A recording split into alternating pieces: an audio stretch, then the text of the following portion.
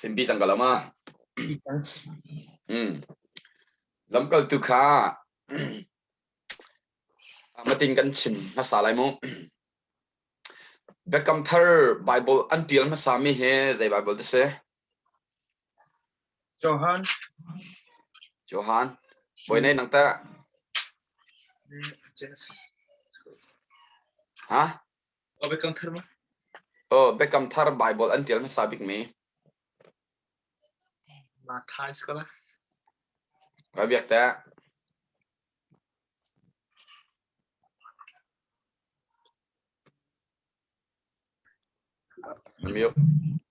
Okay. Corona chen Lucas silola Johan salaka zum. Okay, c'est okay mata umum Beckham thar e Bible until masabik me so James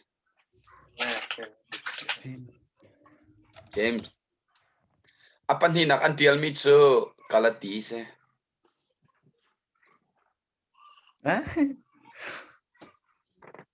ma te khen an chia nak so Bible collection an tuali han kum saut kan rap so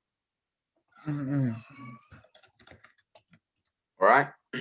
ma pol until me pol velo ka sim du tilala mo until ma sami du kha la zai cha dan til ti mi kha til tam pi chmo so look ni zai da tia look ni ha apa thian an nak ti kha look ni atial mi chu zai da tial lam kal thul look Lamkaltu la look atial saklamai so look ni atial mi Lamkaltu la look asiachin look he jisu nuzul tu sama sebakla they say look to they say doctor look ni the ko ho chiang kharau rian tun na kong ma thok atial kho chu hallelujah asiachin look he te ju mi phun sama slow gentle me doctor look ni they da tial patient bia anung bak mi atial kho chu chicha na Bible kan na zau sia chun Lamkaltu angan patni sungkha me zai kan de la ti sia chun me lai Bible ko ban ong talam me palit yang khaban real na taw si me palit yang Pentecost ni kha kan zaping kan rel chilama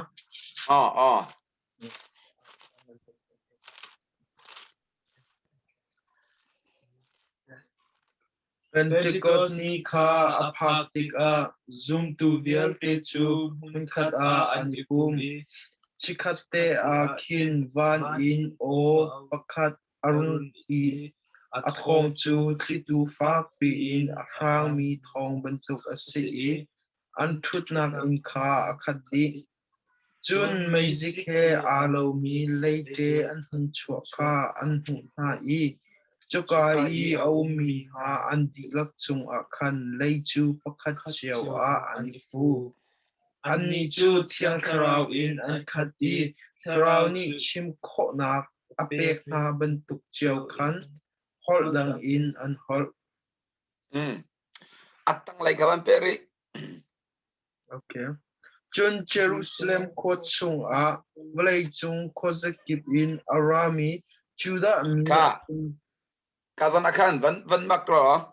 valai chung kho se kip in ara mi chuda mi an liu te city mi kham making eto valai chung kho za kip ti mi te kha ka zau du mi ti se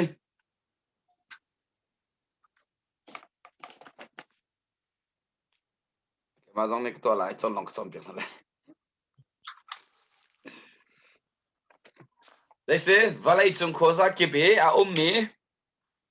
ara mi chuda mi an liu te khoi ka thlan Jerusalem okay ka Achatu Jerusalem means Sulam so they say peace, shalom, peace. And chung đây là ông cầu sẽ cả chuan ti kha van rel than se chu na chu biak nak lai I a zum ngai ngai mi an si kha zai lai zum mi biak nak lai biak nak phungai zum mi. Number 3 chu thong chu an thei tik a mi tam pi an ipum asum zalom Lamkaltu na minung zale pakul thong an thei la mi tam pi na pum chu pathian karo harian tun mi amak tuk tium thong than chim bi lo chu an thong thei nak long an ko ma bial ten na pum chu kha let us read this chun asum mi na chu ti an hol tik a khan ti kha ese midang a pum ve mi ni khan kan ma hol in pai an hol kha kan ma hol ti kha making to ikazon te hitam mi tam pi ni kana pa ton nak se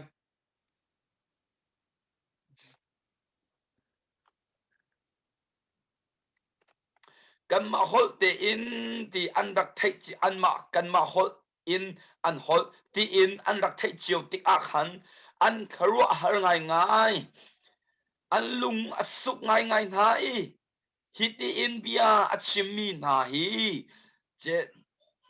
Galile mi an siko tung zaitin da kan ichua ke pi mi hol chiu in ka kan ichua ke pi mi hol kha making to than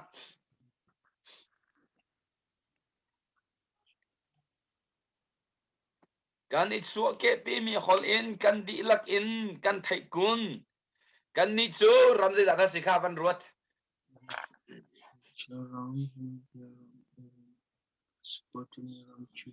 relo lo ram zai da se in bible che kha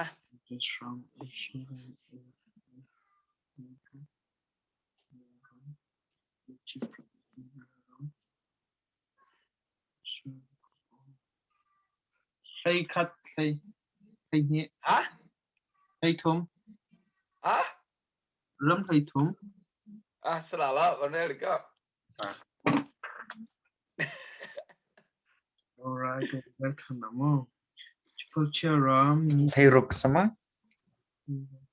rel ka nan mu lan lo ai ba pi tu khring san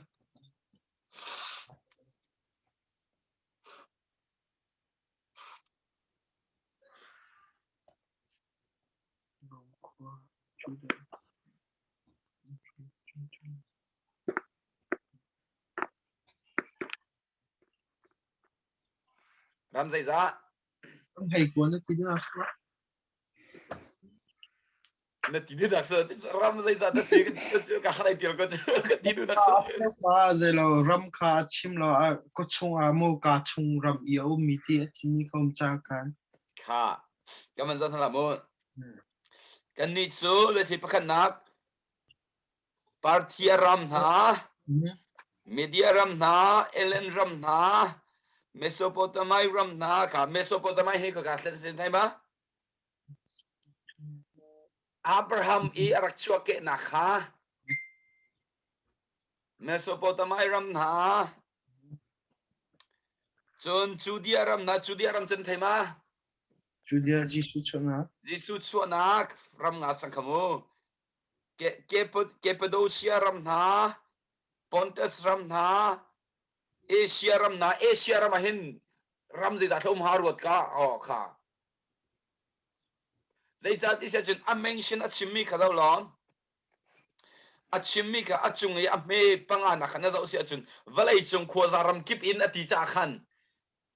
Asia ram na ka ram riat Pontus ram na sorry Asia ram na Frisia ram na Pamphylia ram na aram ram bakan chimi mo chon Egypt ram na ram lai khat le Libya ram chung I a ummi kha siren khua pong kam na i ram na rami kan se ka siren khua Libya ram siren khua le se ram lai thum sang mai chon a cheu chu rom khua in arami kan se Juda mi kan si a kan Juda mi kan si a Juda phung a som mi gentle mi kan si a chun a cheu chu a critical le Arabia ram in arami kan si phone asina en ka azapiten jaise ram thai riat thai kwa rong stemo hikati mi chu khai ka se asina en ti ka pathian ni chilien ngan atu mi kha zon de kha making to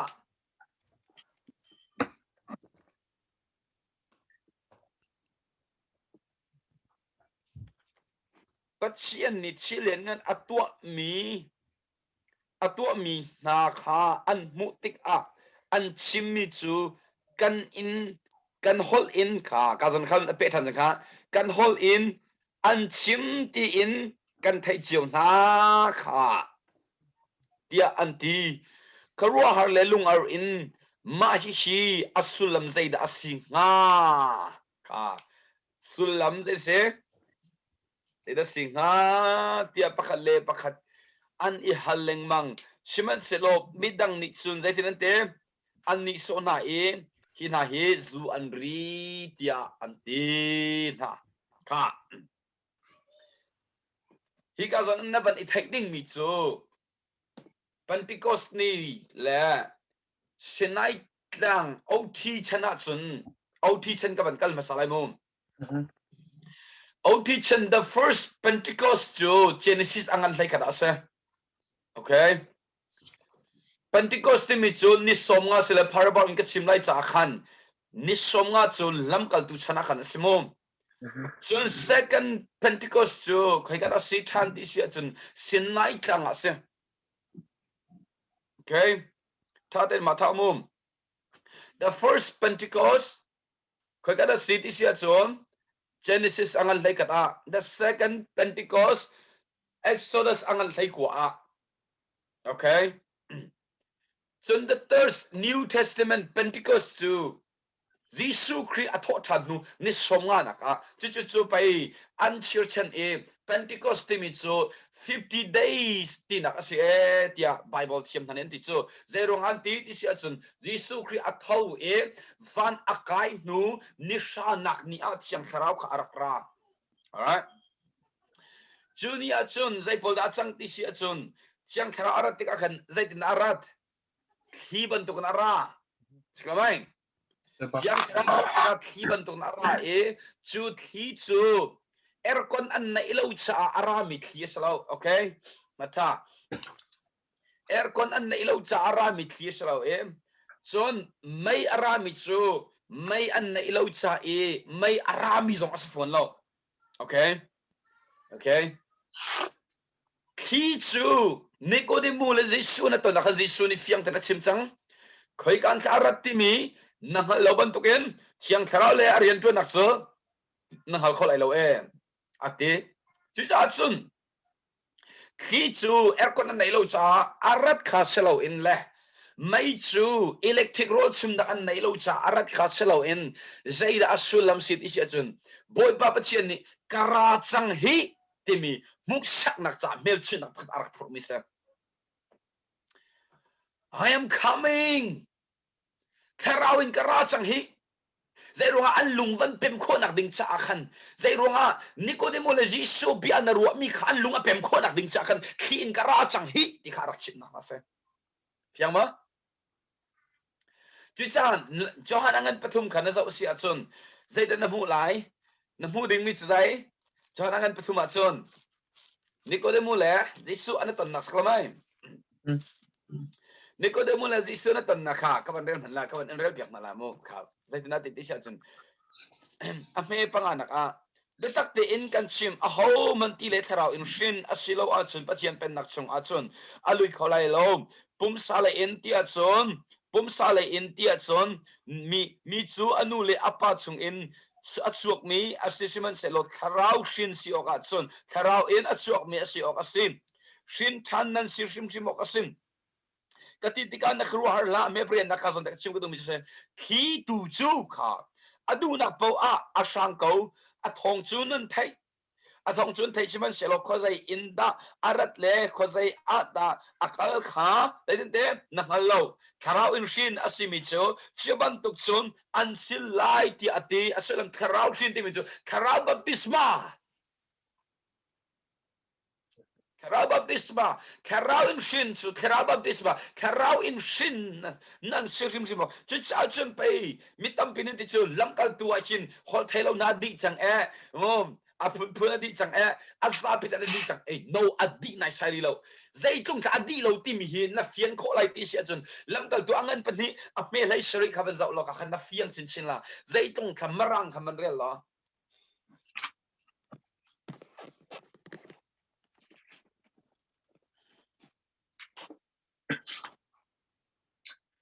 In the last days, God says, I will pour out my spirit on all people. Your sons and daughters will prophesy.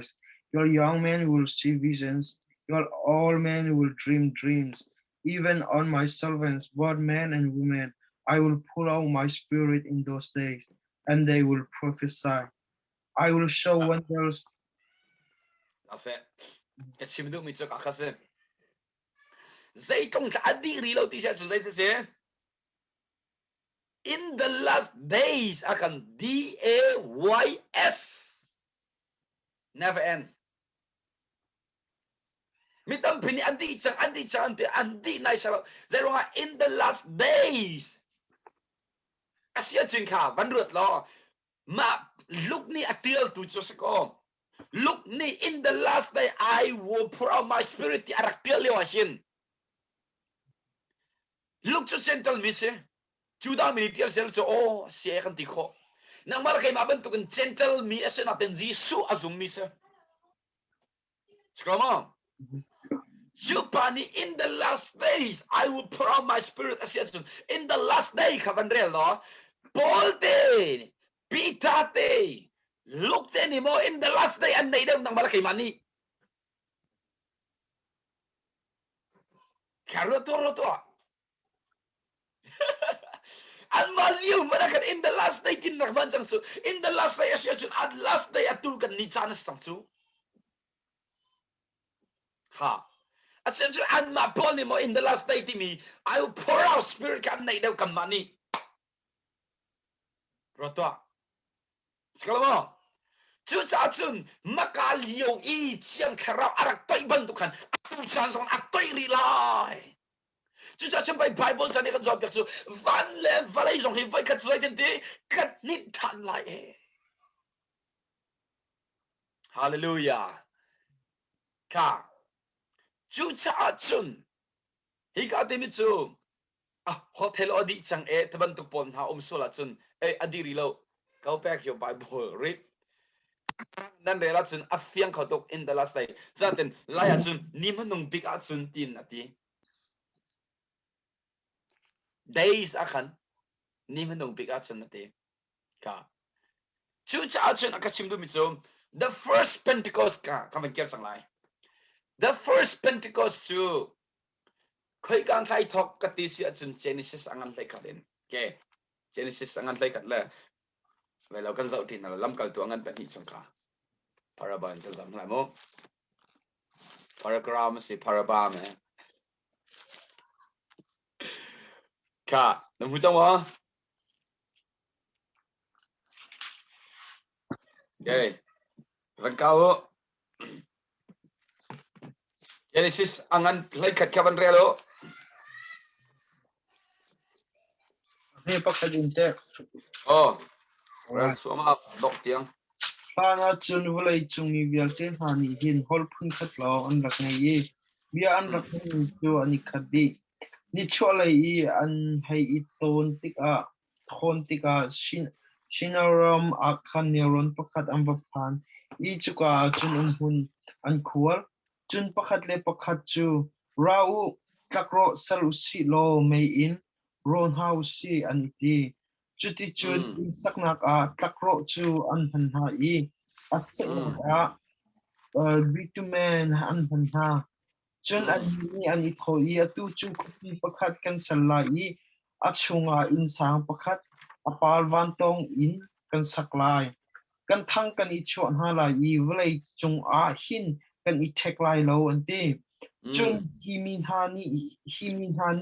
kopi an san mi le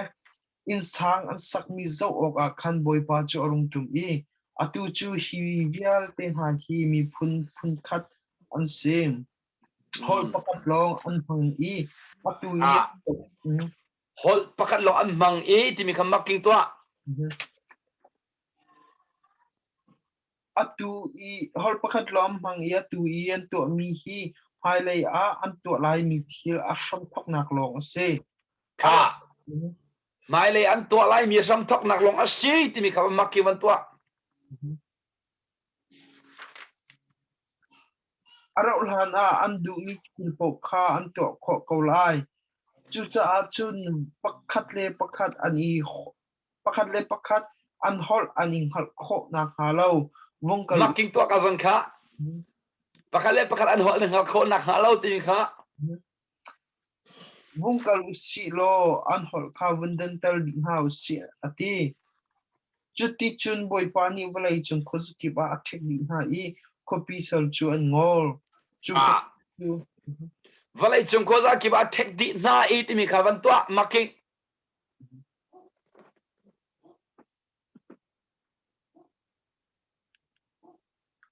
chu copy chu mi na be belanti zai cha te chu ka chun boy pani mi vial te kha an hol adan tal ha I chu ka chung walai chung khozuki ba khan athek ha ba bel ti mi kha wan to making wan to lo chum an hol adan tar na ti mi kham making to than lo valai chung ko za ki ba ani thek ti mi kham making to than titi tampirin halo atpuan tate kharing ka mati na vanrela khan Lamkaltu Pentecost ni khana fiang khoma a fiang tuk salamo ka macha khan Lamkaltu Pentecost ni kha abapi tak mitam pini sai andre lo mi pokha kai chu ka kir no than lamang zai tong sa ka kir no ti sa atu saulo pathian valai chunga hin hol phun za tha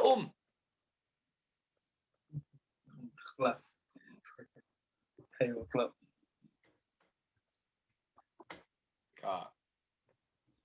lai chang long song Bible Society aya in mo Bible Society aya in kawan chim thalai hol phun da tha ti sia chun Bible Society valai chung he million da ka simanong billion 7 billion 7.3 billion sa klamai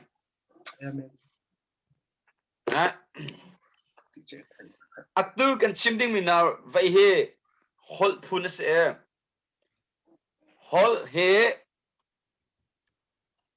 hol phun he thongruk la zakwa la pakwa ti se Bible Society ya in natin ko kala na siya chun thongruk la zanga long salai 7,100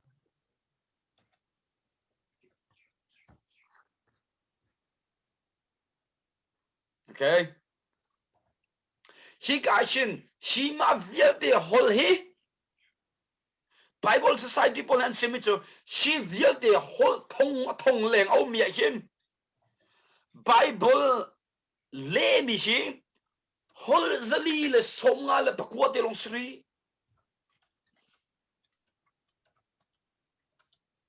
ma le ong Bible hol tin ma hol tin le mi shi chutuk chun Bible Society like chimbia smo to himo knowledge campaign na bia mum knowledge campaign na bia chua chun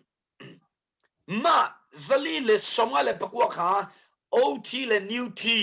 ne anti in kan new t ka ti anti in kan ma kha le mi se pa hi le mi chun au thi long le New Testament long le mi hi zaitin anti ti sia chun apani in New T anti le the New Testament le Old Testament ashin apani in kop in salon mo tat ten le mi hen hol thong ni le zanga la priat long kan nei ri Bible Society ya en rut la lu fak tok lo mo kdo ma viet ti sklamai ka dai pa va se ko sa First Pentecost ni atate chu ma kha khase atui paraba in kasim chu paraba sklamai Parable. oh parable in kasim chu atu parable in kasim ka atu a chin zao lo lana chun valai chung mi vialte khadai se hol phun khati mi kha making tua hol phun khat long an rak ngai I bia an rak man mi chu an I khat di Tiasun Adam in Babel in sang an saktiang ashin. They say one language, one God. Okay. Naban kira siya chun. Angan pasana ka naban del siya chun. Makazon angan pasana ka. Azabit and all about Israel milong te. Okay. Now ate fan ha. Kabandel. Sem ham. Sem. Now ate fan ha. Sem ham le chafet. I ante fan ha chu hi an se. Bon chuk chau nu I an shen min han sem. Na ban re chumala im. Khoi ga na mu lai ti sia chun. Ama ka chu next a kan chim te na la mo next ke mai le ya. Ka chu athuk mi long te se abet khi thuk mi long te se. Kha min long te se na ten bet khi thuk mi long te se. Nan thelo so mo. Sa chun na next a ma ka chu atui ka chim mi ka topic se lo cha khan ka kier la lo. Alright. Ka chun a me panga na kha ban zo lo. Zaidan man ti sia chun. A me pathum na ka zo ma sa na lai. Chun pakale pakat chu ra o tak ro sar usi lo. May in ro usi anti kha. May in ro usi anti. They say valai kha router chantar andu cha kan may an man. Cuman tu kan chun zaida city sia kan kharau be khile kan sim sia chun nanun na kha may in nai ro in nai chuma sia chun na kharau ka hak khu malai. Kena tai ka mo chimi. Takro anem tuk mi kha. Anem tuk mi kha. Na kharau at pui tin ko nak ding cha chun har nak tampi na ton hauti nak. Takro ni zaida har nak aton may in ro aton. Har nak tampi aton takro ni. Chuti aban ro te ka chun ahak I man ruat thai chua takro kha. Cuman tu nanun song kha boy pa ni har nak tampi may in an chum lai I. Hallelujah. Chun in sak nak cha man ruat tha na salai. In sak nak cha man ruat tha ka salai. Hallelujah. Amen. Chun takroni aton mi har nak cho may in sem aton may in khang aton ban to kem nang malakai ma zong har nak phun zakipin boy pa ni akan next sak I man ruat tha in lung kila sarakan tu ve. Hallelujah. Ha ruat tua. Chu pa I bet hi si chu.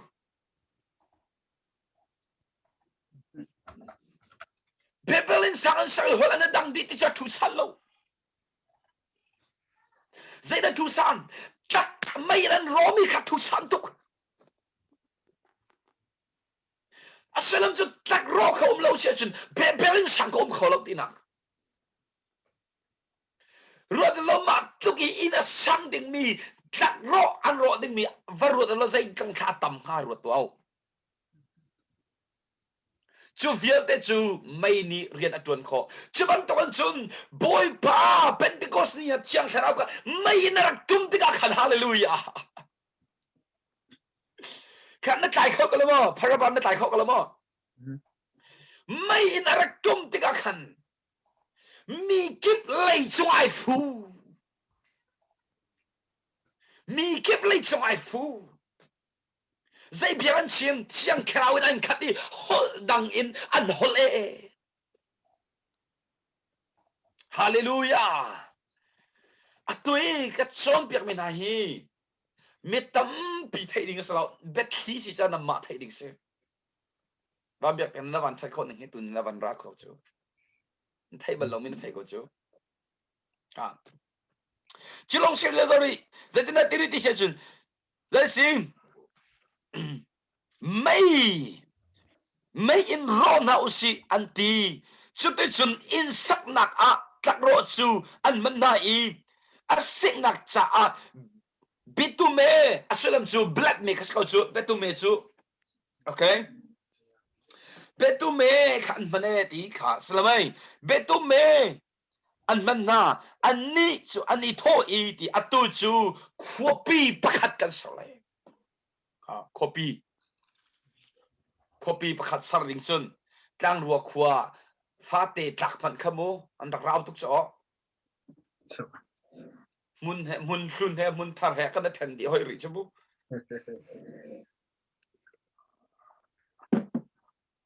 à xây đến là tí xia chun hi cao rồi anh em thùng nặc copy in sang mô khá copy in sang mình nung ni con là bì là in sang anh biết mi cái kiện nghiệp anh thiệt khá mà cái điều cái chuyện mình sẽ anh anh bắt qua anh em bắt zone để khám vấn tổ sẽ bắt xin ni nấu ăn lẽ phải pan nào chú thật chú áp bách này pha tâm bị in ngay na ulo nan pha lệ chu valai chung kho zakip a đây thế khát na se ka no a sin a bắt chian ni bia chimi chu valai chung kho zakip a đây thế nan te pha khát na se ati adam sina chun zaid na bia chim ti sia chun na chung a chasa na pan se Asia chun kan ni chu how generation na kan situation Adam generation kan stilo Noah generation kan sechang new covenant okay na tai come on Adam generation chu curse Noah generation chu blessing he got it chu he new covenant but sian le Noah bia na kam nak new covenant chu ti ka na ti ri ti sia chun hi ka zan na no sia chun valai chung saram vial te na le kha boy pani zai tok sa nong in akan piak mi kha thek tar kan dun ha kan aw la vial te na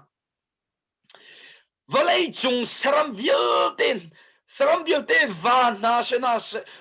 van na le saram na phun na le nga na zong ni an in ti na lai an ni chu an di lak in nan ma kut tang a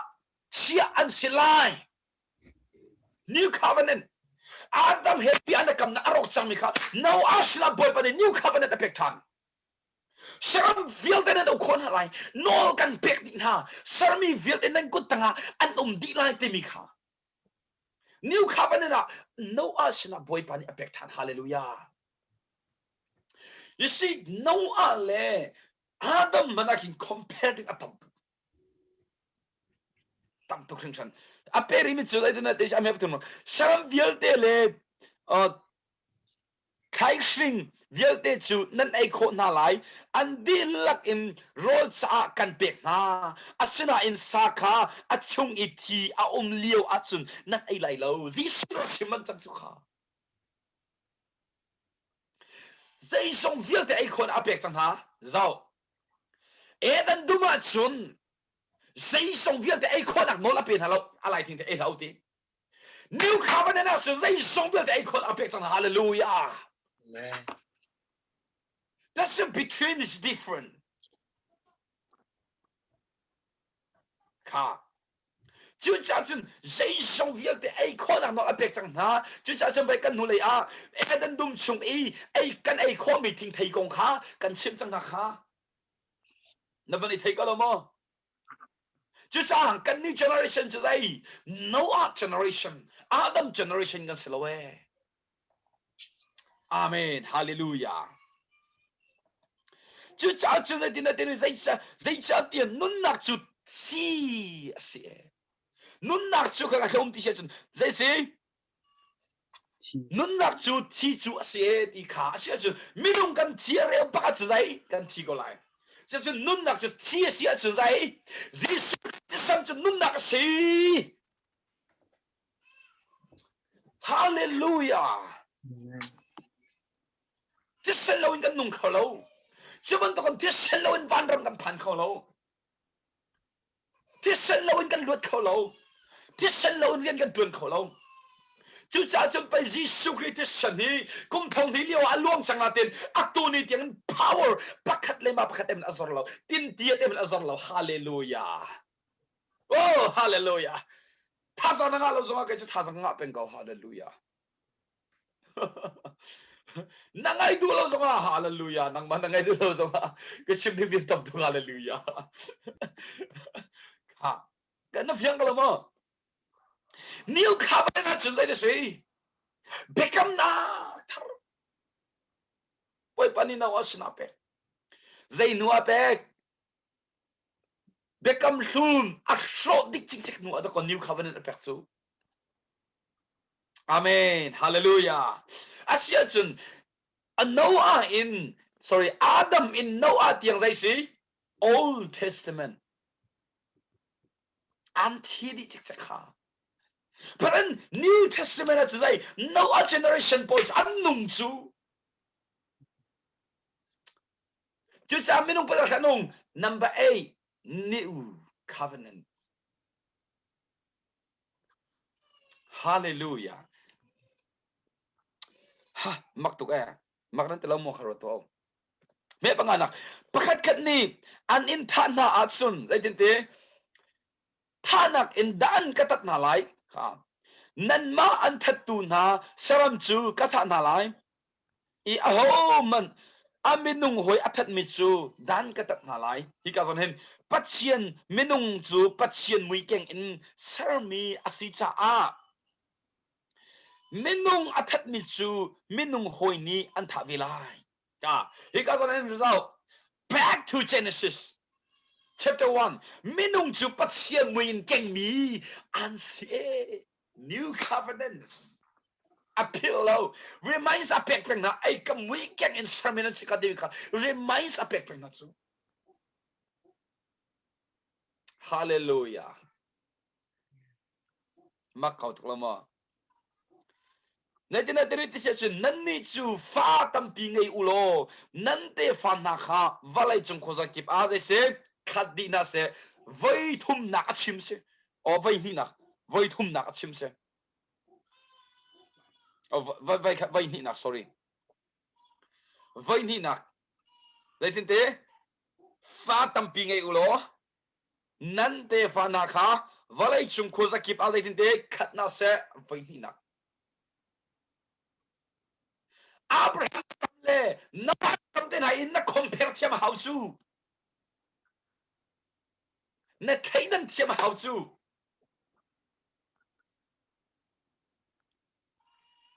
new covenant chu cha chen hi bekam nak chu no ale pathian bia na kam nak chu they the represents Jesus le pathian bia na kam na Abraham le pathian bia na kam chu they represents zoom to believers hallelujah oh kharo to ko dol tha Long seri lo zai tin atin chun pathian ni zai tin te no ale afa palen chu athona in nan ma le nan nu I a lai ding nan te fana sina atu a bekam na katwa hallelujah kha pakana atu a bekam na katwa ti mi ka making twa zau sola are lo re la making to rip pakan nak bekam pani nak zai to chun nen sin I a mi sil nung vialte va sena se sutil sena se saram sena se long chungin a chuak mi po sin a khan katwa se pani nak bekam nak ka bekam nak chu hi shi ase pani nak bekam nak chill nung vialte kha bon chuk so in so an silai lo hallelujah this is new covenant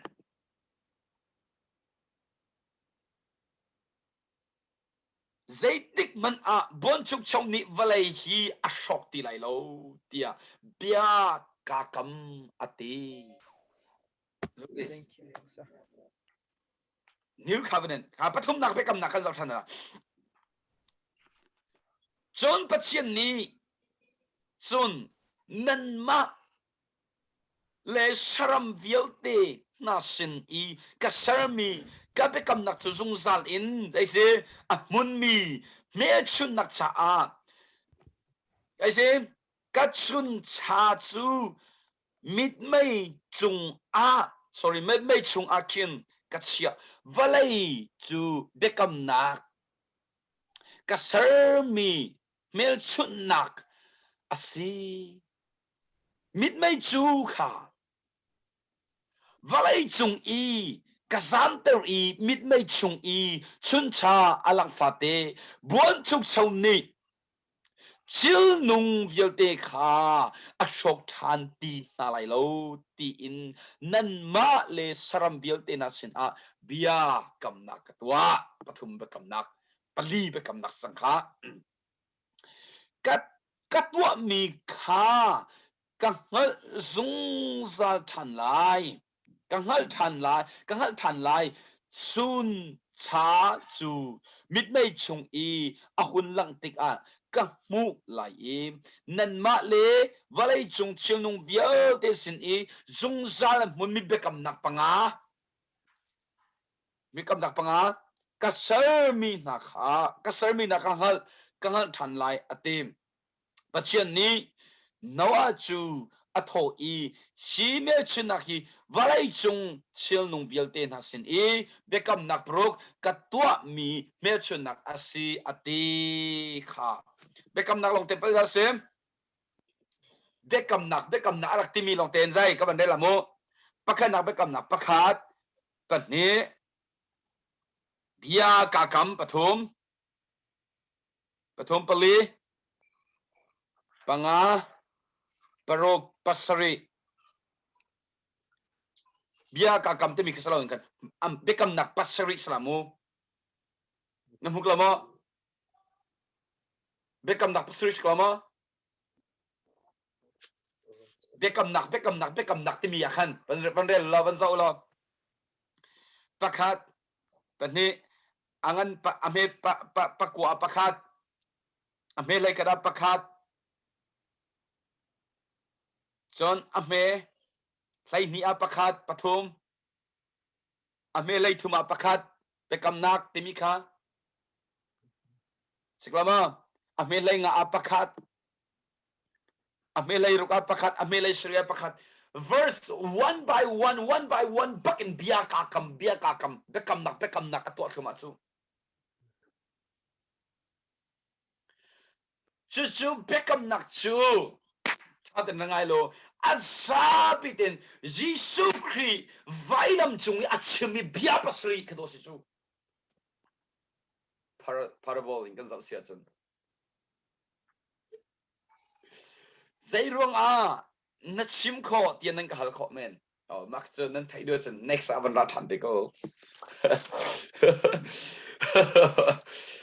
hallelujah zai ruang a Asini vailam chung bia pasari bekam akan tua beksu bekam tarakan beksu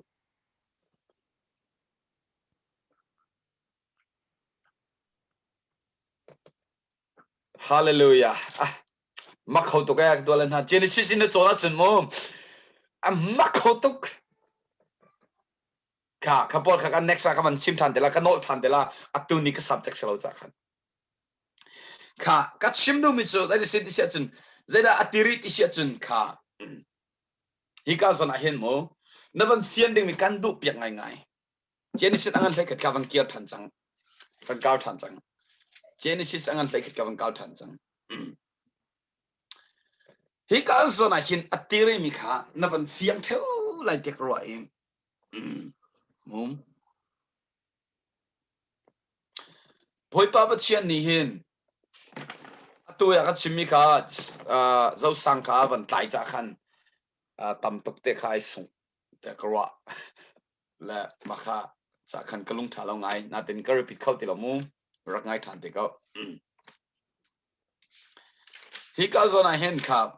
karo har simi chu Genesis angan lai khat kamu Genesis angan lai khat ama ka ti tuk mi chu ku dolen ha tha tin ban zo manu lo hi ka zon i Genesis angan lai khat sunga hin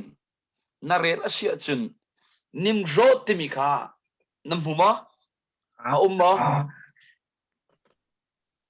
tin an na re na khan Nimrod ti mi alang lo sklo mai alang lo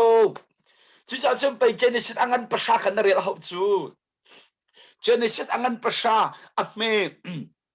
period in pasha kal ka khan a lai chu ho pa da si ho fa pa da si khaban re Quiz ni chun papa pakas angai I amin a Nimrod asi ama chu lai chung tu alien ngan min halak a masabik asi kha valai chung ok tu shoi tu nalaka alien ngan amasa pik ni ase ti chu Bible chani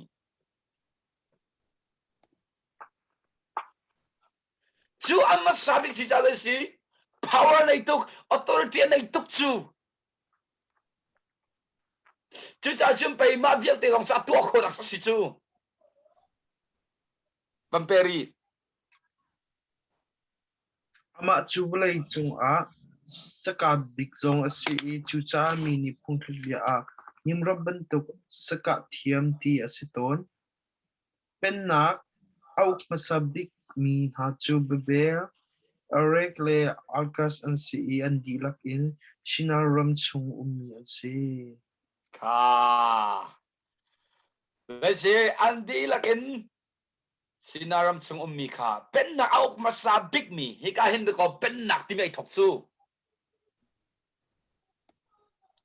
na varela e Genesis angan pakarin angan pasat yang ke angan pakuat yang ke varela pennak ti mi ke na muat chun o uchung chung maka zona pe pennak hi tiar ka chim te mu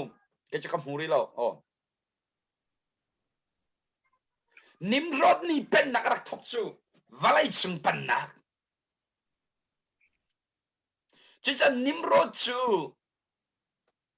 zaida si di sia chun amin sulam katil na kha ka Bible khan ka ban hu lo la ta ka nga chem ko nuwa ka chim te na la patchian ni atemi hi ka kharu a har tuk chu ke chu Nimrod te na mu atu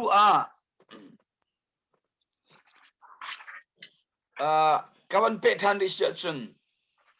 atang lai kha angan lai khat ka ban kier than chang lo a me pali na kan phan lo mai tu kha me pali kan kier lo mai me pali ka ban thok chun ni ani thoi tu chu khupi pakhat kan salai achung a insa pakhat apar van tong in kan sakna atu kan insang pakhat ti mi kha making itwa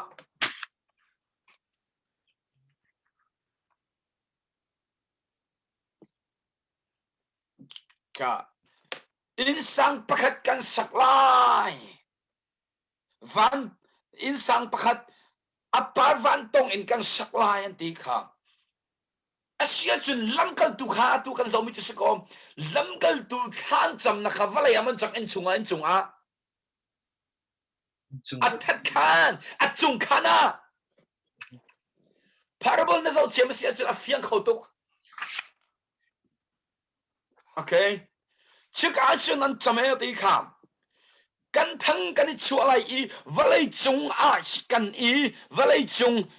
valai chung hin kan I tek lai lo anti kha min than nak cha kan thang kan cholan ti ka choban to kan an lamkaltu pani na zau sia chun an ni cha thang cho nak sa salo chiang tharau rak tum nak ding cha mun ma mai an kau hallelujah parable na zau thiam sia chun a me panga na kha kan za piting kan den na ka zona hin na van fiang chin chin ding kan du ka to chun hi mi hani copy an salmi le in sang an sakmi zau ok a khan boy pa chorung tum I cha za se boy pa churung tum ti mi kham making tua asa son zau ha za tharak tum ti mi kham making tua Soon ti shimi na ni kopi answer mi le insang ansak mi zo oka kan boy pa chu orung tum boy pa niya mu kolomo o mi presence kan ti kolomo zai ruang arak tum zau ok zo oka arak tum siya boy pa ni chu amu kolomo to liu an to la de mu kolomo zai song ve de thai tu boy pa slomo parabol na zo hau chiam hau chu boy pa ni insang mi pol ayun na sami pol zau ok arak tum bantuk in Lamkaltu ang pati na zau siya chun in chung ikachang pol na sina boy pa arak tum bechu hallelujah siya chun bekam shuri boy pa arak tum na chudai until tuami zau ok ha bekam thar boy pa arak tum na chudai anni khalak song pek ok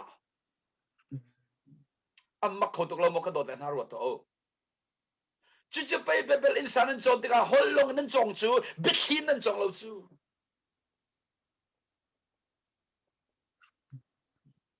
chú cha làm cái tuang anh pani cái nó sao xia chú dạy thi khá hi cái gì boy pa dạy tin thi khá bên nó có những mấy cái tên này bùm gì chú chú cái tiệc akhin dạy sao tăng lại khăn dạy ra tin thi sao chun cả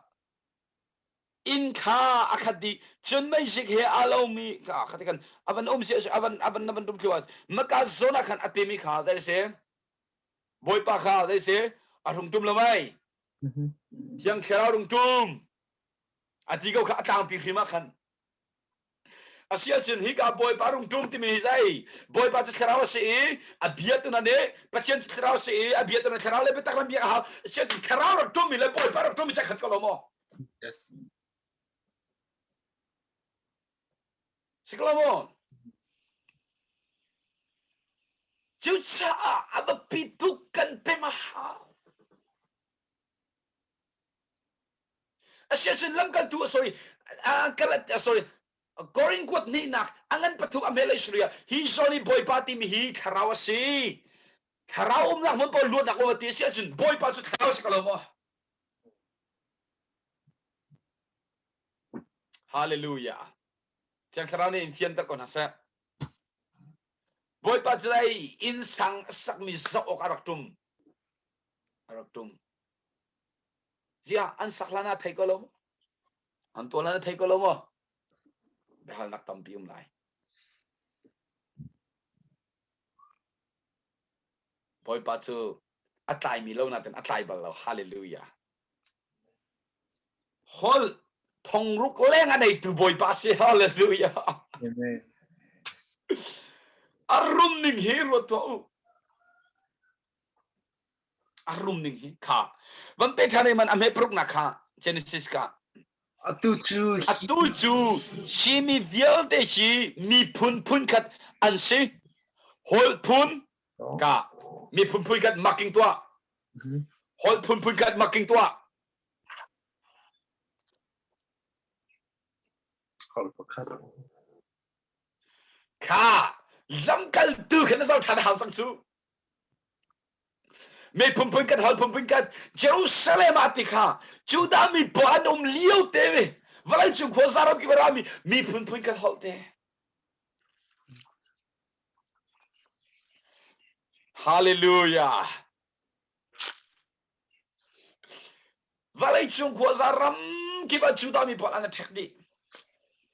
chu pol chu Jerusalem an dak kun liu te hol phun khat ani chuak ke pi mi hol chion an hol dia ti hallelujah mak tak lo mo ka dot na rot to ha zai tin na ti ri kha zai chi mi phum phun khat an sim hol pakhat long an mang I atu I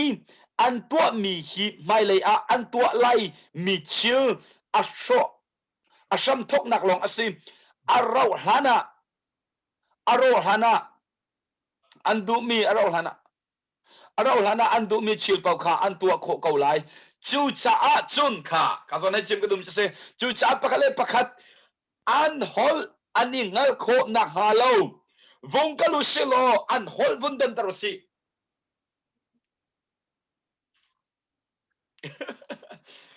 cái khera be khie pe mi pon chin an tlai kho tuk chang lai vung kalu selo vun dan tar si chu cha pe be pel in sang an sang nak sai man ngai bel chu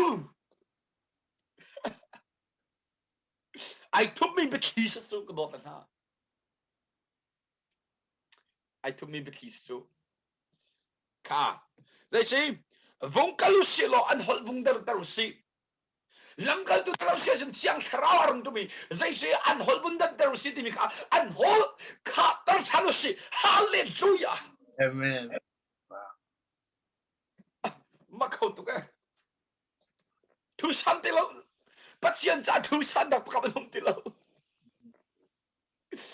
chun sa chun lamkal chen si an le ka chun an hol vung dan tar si vung tu mu si lo an hol vung dan tar si lamkal tu an pri na ka chun ei vung tu mu si lo an hol vial te kha tar din hau si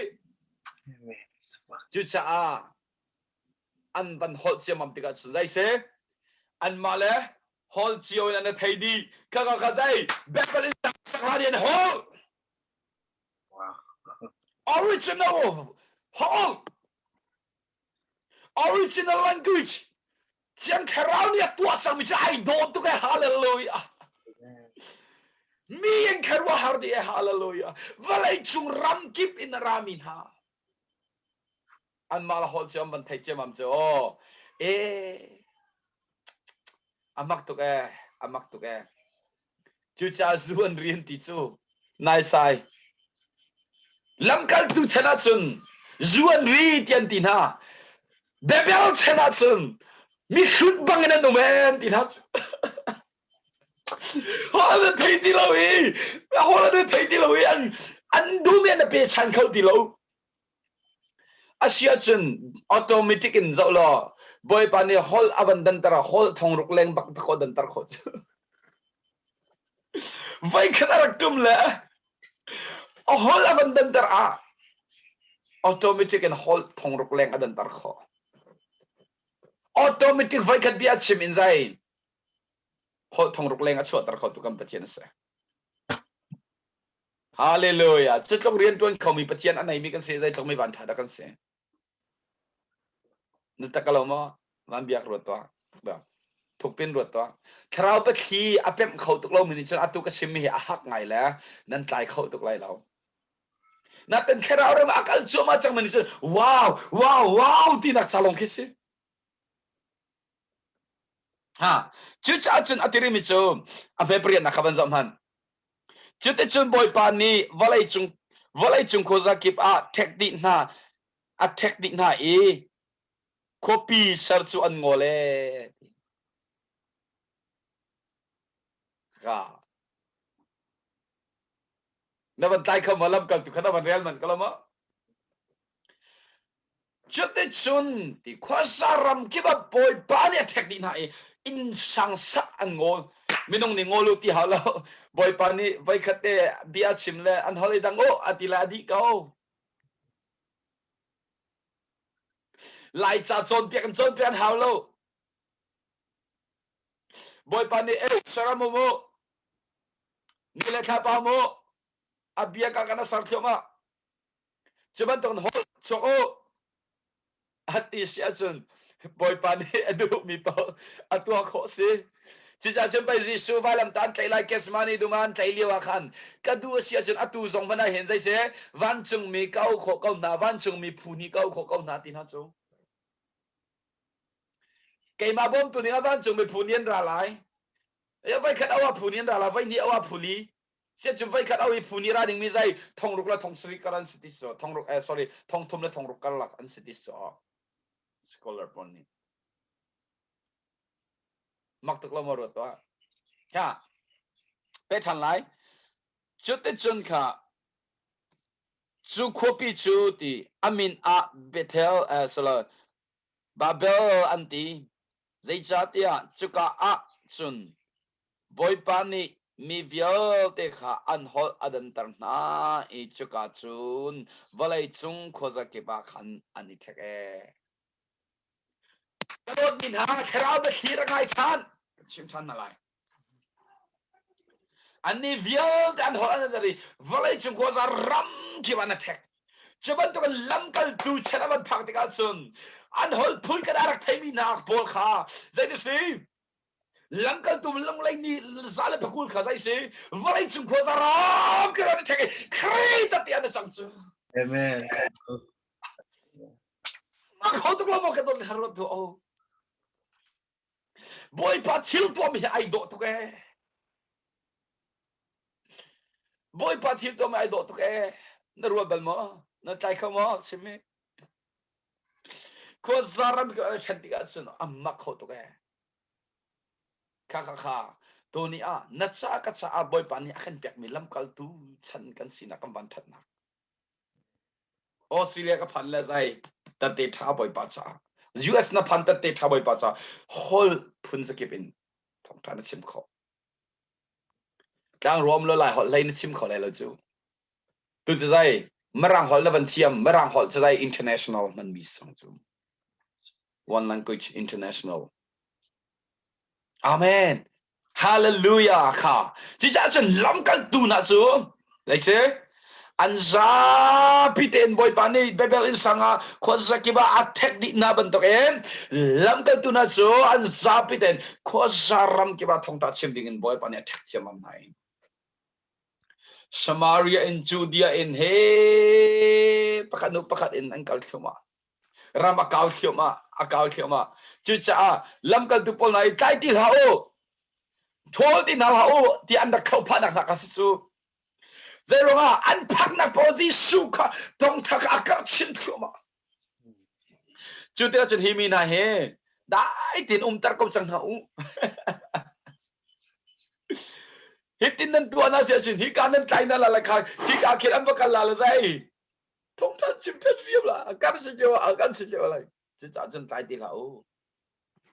khâu lên sông khâu cô xe lo thiêu chín chi sông in khi cô xe lo thằng chiết lên ninh dạ nạc sông ni tay khâu lâu chi lúc in akan do tu boy pa nun na pum tiang in pe tu chu kan nun na tho adi han chung chu lung lom te in kan thang that câu lại mặc tức là mọc đọt na Hallelujah. Chu boy pani infian tan na salo in pem dar kom na sa. Amen. Pi tak mi betlisa. Nang chu sarmi chil kong long in rakwa. Genesis angan sai kati nang chu zai anarel lo. Sinatin atu na van thai chang Genesis sai kata pe Lamkaltu angan pani chu atlin di hiti na van fiang chang lai chu. Hallelujah. Amen. Chu cha achun kdoten ha. Tony e na thai mi betli he. Exodus trong mình có lực khẩu đi lâu hi. Sabak. Roto. Kha. Zon te kan behal nak la discuss na dumila zaida nang ma cha surprise ti mi kha ven ka share ta lo sharing ka man nei ta la mu. Ma chu next ka man lu tan la. Cái dấu hiệu cái thầy vẫn là chứ mà tôi khá nên vẫn chim khô mà là ai bị cái tụi mình có bầm mua là tham gia cái vấn đề lạc tôi chắc rồi xem nào thì là mấy em bầm mua làm cái tụi chúng ta thiệt rồi mấy em vẫn là chọn in sang em vẫn sắc y chung đợt à mà làm cái tụi khám vẫn chăm chọn bồi bả vẫn chung chứ mà chọn thiệt rồi vẫn chung về chứ mà chọn bắt khách cái chỗ dấu ở cả bắt khách cái chỗ lắc sòng bẹt ở cả thế lắc sòng bẹt là chứ mà là atu bebel pol ka cha an thang icho ka khan อินคันสักจมูกนาเต็นลำกัลตุปอลจันอันทั้งอิจฉาสลอมบอยปาบุมามเปกจมูกจนมีพุ่นขับบักอันละมาคันลำกัลตุเลียกันเจรุสเลมาเขาวลัยจงเขาจะกิบบักอัมพันเดียวเสติจมูกจนฮอลพุ่นขับบักอันหานันรักมังจมูกเจรุสเลมากันที่อันทรานี่มันเตยน่าแต่ฮอลพุ่นขับบักมันเปกทันนะจมูกเลิกทันนะจมูกจนฮอลไอดังมีวลัยจงเขาจะกิบว่าเทคนาลาตุจะมาลำกัลตุซาลปกุลตุค่ะทองที่ชิมว่าเขาวลัยจงเขาจะกิบว่าหาแต่เทคเวจมูกมาตะการมีฟุตอาคารมีฟุตมาตะกันนั่นแหละลำกัลตุฉันได้จะจุรีอันที่เวลาจมูกมาตะการสิละพาดังไกลหลักง่ายพาราบจะมักตุกเตียวเซบางอย่างนั่งแต่ใจจะเซอร์ไพรส์เจมส์กันอาคัดมันก็อัลฮานาจัน like Genesis 11ฮักเรียลอาคัดจะใจมันแค่รู้ออกถึงกันขันแล้วเรียลพนักแค่โม่ just reading books ก็จะเบียนชิมมันสิละ historic เดี๋ยวเป็นตัวกันกลักตัวนี้นั่นอาคัดเห็นไงก็ทีละจ้ะใจเนี่ยกันลักโคไลนั่นใจเนี่ยกันเจ้าโคไลกันใจเนี่ยกันตัดเทียมนะที่มีแค่อาคัดชิมไง so good boy night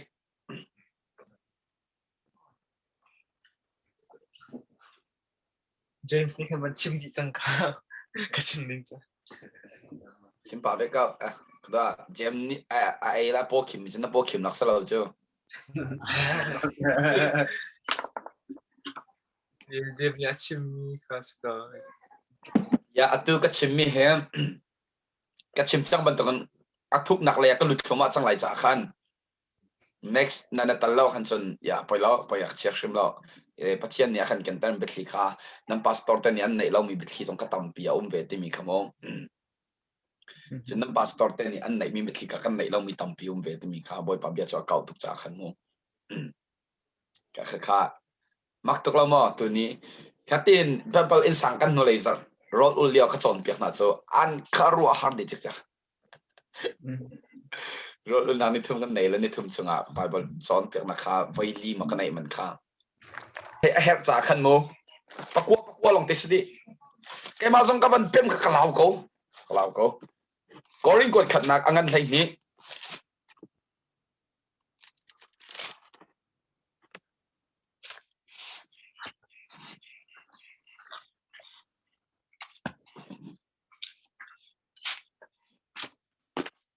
อเมปลิงคำมันเดลล้ออเมปชาติยังไล่ขัดยังอยากขันลักส่งกับพุ่นเด็ดสิที่มีขันอะไรไรโมอยากขันลักส่งเสอเมปกวนมาก็มันเดลละสละอเมปังปลินไล่ขัดยังลำกัลสตูสละอุ่นโมโอริงกดขัดหนักอันนั้นไล่หนีค่ะเราลักส่งให้พุ่นอินะสมันเซโลจูลักส่งวิลเตอร์ปีตุนหาจูเราเทียมค่ะเซเรียนจวนฮีอันนี้ตั้มปีสมันเซโลเรียนกันจวนมีจูบอยปะเทียมค่ะเสกเอาเรียนจวนโคนักยาพุ่นอินะสมันเซโลจูบันตุกจวนโคนักปีตุนหาจูปะเทียมค่ะเสกเอาฮิกาซันเฮนเซลล์อัจจุงอาคันใจดำมันที่เสียจนคาราวเทียมประคัดมันก็เช่นอเมปังงานอาคันมันจะเสียจนบอยปะเทียมมันก็นั่นมันจะเสียจนปะเทียมค่ะสวักข้าก็ไปบอลนั่นเรียนที่กันนั่นเทหาวจูเทียมมันน่าขใจจิคาราวบอยปะปะเทียมแต่บักนาปทุมบักนามันสู้ข้าก็ทรีสู้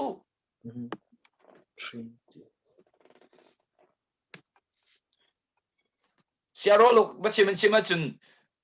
จังคัดมุนคัดจันคัดอันปฐุมแต่นั้นหลังติจูสวักข้าบัมเปรีเรากันส่งเอาข้าพุ่นคัดอินอลังเชียวจะจูกันดีลักใจทัดนักดิ่งจ้ากันเสียเรานี่จนประคัดจูฟิล์มนักบัชิมเทียมนักอเปกประคัดปฏินักนักเบ็ดทกเฟียงลักอินชิมเทียมนักอเปกจูเราเทียมนี่จุนประคัดจูซุปนักอเปกประคัดจูดำเตลโคนักทนนักอเปก ประคัดจูครัวฮัลโตโคนักเป็กจนประคัดจูปะเทียนเบียชิมเทียนนักเป็กอีอาเป็กอีประคัดจูคราวสินอารามีสมอสลาวติงฮัลโคใครเดินโคนักเป็กจนประคัดจูฮอลไทโลอินฮอลโคนักเป็กอีประคัดจูฮอลไทโลอินชิมิเลโคนักเป็กอีทิลวิอาลเตียตัวตุฮิคราวประคัดสิอดูนิงบันตุกันมีค่าลักษณะพุ่งดังๆเป็กก็ลักษณะพูดได้ละปะกัวลักษณะปะกว่ากันละเตียงกันปังอ่ะ alright โอเคก็วันเวลาหมด angan panga ame pakul lapat ni alright Suman sero traw ni achotel mi ha chu dot nak lop nak dei nak lungsaw nak zangfa nak that nak zum out krak ni sinak taidol nak le malama itai khonak tin ha yan si chuban tok thil na cho a chon dol e bia manol bia her no thon zai dar se pakwa tharau thai tlai pakwa romangan pariat okay romangan pariat ame somthum le pali in somthum le panga somthum la panga alright okay rom pariat te chu ta an ni chu hotel ni so am pho kon ha mo cream ni so la phon ha lo zai cha ti an chai thi na a thi mi kha crazy su ka pa ya si chu chu na man chun thi na in hotel a si pa thin a lai ka ma au kan cha I akan nol pyak tu chu ama pa ya si chu chu cha hotel ni da how ni da credit na hi chun akan then kholai arel mo hal nak ni mo temin nak ni mo shrem nak ni mo roll tam nak ni mo pam nak ni mo thil tinu ni mo thi nak ni mo zaital ni akan than kho ha mo cha thiang ni nang ma ronga chun ni tlak a tha phul leng mang in ko tha op ikal pi mi tu ban tok in an ka tua tia ati ban tok khan si zai man ne kan than kho lai mi thil vel ten ha chungin akan do tu thong in kan ni chu tei tu ha nang tei tu kan sedeo amen zai da pol kan tonding se ma kha zoom tu ni con relang kai tol sama tom deu ka chua zau har nak temin nak krem nak roll tam nak pam nak kil ti nung chi nak kha chi phun sri kha tha tengai lo chi phun sri kan tonding se chu cha chum pai ji su ni ti chu hi chil phun sri hi kan tonding mi vial de akan ton pik di chu ji su ni chu so zai kan thei tai khan alang khumani dot nak te pol chim hau ti lo chu thei tai le khasang chu kan tonding mi face kan tonding mi khamo thil phade da minung ni 7 har nak phun sri kan tonding mi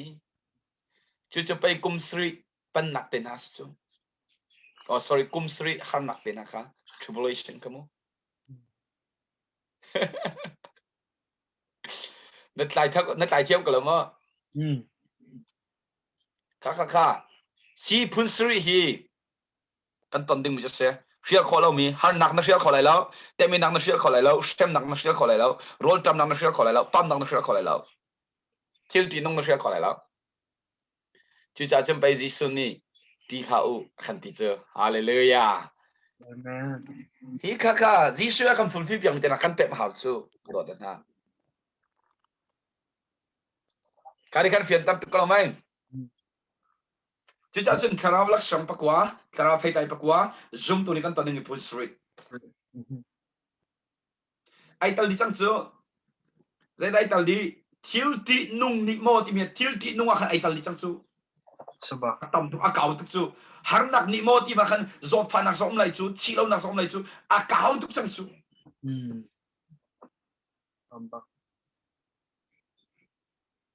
akau kho tu khani khan zai tam nya kan than khong a mo khri dot nak he chun te chi cha khri dot nak chung lum se chun zai man ni an than kho lai lo amen hallelujah khri dot nak chung lo lo sia chun na darling man nian than man khan dai than chot la na lung koi la le kai malam na ka mo chet la le Kalau mai, ka, cuaca acun any question anai ma? Nonton me everyday life, nonton me Paul facing hard.